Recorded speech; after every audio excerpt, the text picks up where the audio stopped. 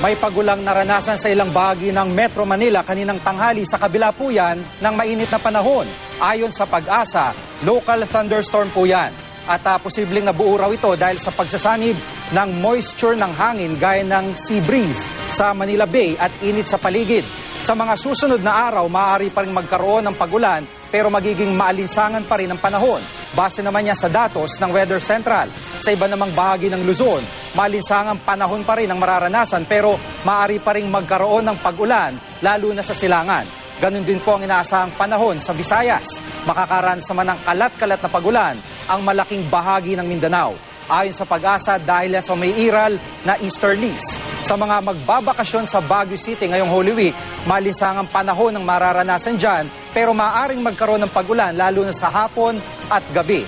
Base sa datos ng Weather Central, kung balak naman pong mag-beach sa Boracay, mababa po ang posibilidad ng pagulan doon sa Semana Santa pero maghanda pa rin sa mga pag-ambon. At para sa karagdagang weather update, puntahan lang ang website o Facebook page ng GMA Weather.